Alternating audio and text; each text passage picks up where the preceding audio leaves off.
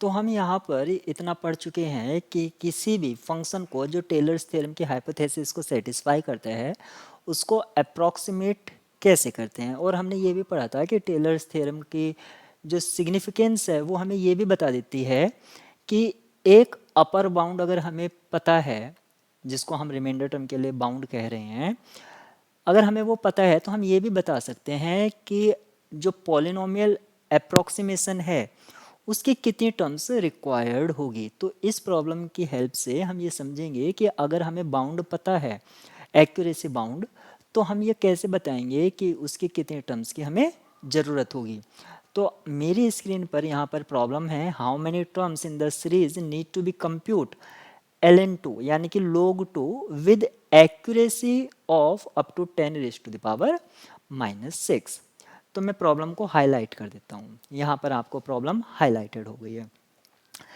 अब ln x, जिसको हम नेचुरल लोग भी कह सकते हैं, सिंपली मैं लोग बोल रहा हूँ, log x का एक्सपेंशन आप जानते हैं, उसमें आपको just x equals to 2 put करना है तो आपको एक इस तरह से सीरीज मिल जाएगी जहाँ पर rn2 ये एक रिमाइंडर टर्म को दिखा रहा है। इन जनरल log x के लिए जो रिमाइंडर टर्म होती है वो हमारी ये है, ये हमारी रिमाइंडर टर्म को रिप्रेजेंट कर रही है। अब जो हमारा यहाँ पर जाय, रिमाइंडर टर्म में जो जाय है वो हमारा कहाँ से आएगा, वो 1 से ग्रेटर होगा, क्योंकि हमने मान लीजिए हम जो log x को कंप्यूट किए अप्रॉक्सीमेशन के लिए वो in the interval 1,2 closed interval 1,2 में कर रहे हैं, तो जो हमारा जाय है वो 1 से बड़ा होगा।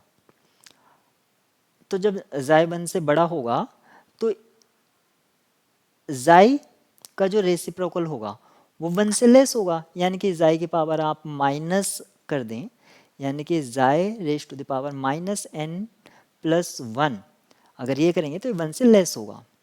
सिंपली आप इसको ऐसे भी समझ सकते हैं, जाय ग्रेटर देन 1 देन 1 अपॉन जाय will be less than 1। Similarly जो 1 अपॉन जाय है ये आपका 1 अपॉन जाय raise to the power n+1 से इनइक्वालिटी को होल्ड करेगा और हमारा रिक्वायर्ड एक्सप्रेशन मिल जाएगा। अब हमें जाय का जो वैल्यू है वो 1 से ग्रेटर है और इसकी जो पावर है वो 1 से लेस है।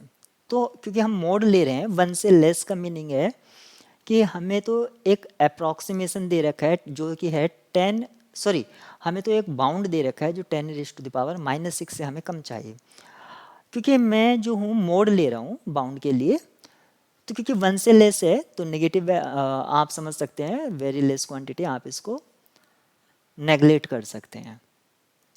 1 से कम मीनिंग बहुत ही छोटी क्वांटिटी है, और x की जगह अगर आप 2 रखेंगे तो 2 - 1 1 के पावर समथिंग, ये भी आपका 1 ही आ जाएगा। तो फाइनली हमें जो मिलेगा 1 अपॉन n+1, हमें जो मिला 1 अपॉन n+1 मिला। ये क्वांटिटी हमें चाहिए 10 रेज टू द पावर -6। तो आप क्या करें, 1 n+1 रेसिप्रोकल करा दीजिए greater than 10 raise to the power -6। अब इसमें अगर 1 ऐड भी कर देंगे तो कोई खास फर्क नहीं पड़ने वाला, यानी कि n ग्रेटर देन होना चाहिए 10 रेज टू द पावर -6 + 1। तो यहाँ पर सॉरी ये प्लस हो जाएगा क्योंकि हमने रेसिप्रोकल कराया। जो हमारा n है 10 रेज टू द पावर 6 किसको रिप्रेजेंट कर रहा है, मिलियंस को, यानी कि जो हमें टर्म चाहिए वो मिलियंस टर्म्स चाहिए। ठीक है, million terms in the polynomial would be required to compute ln2 to the desired accuracy।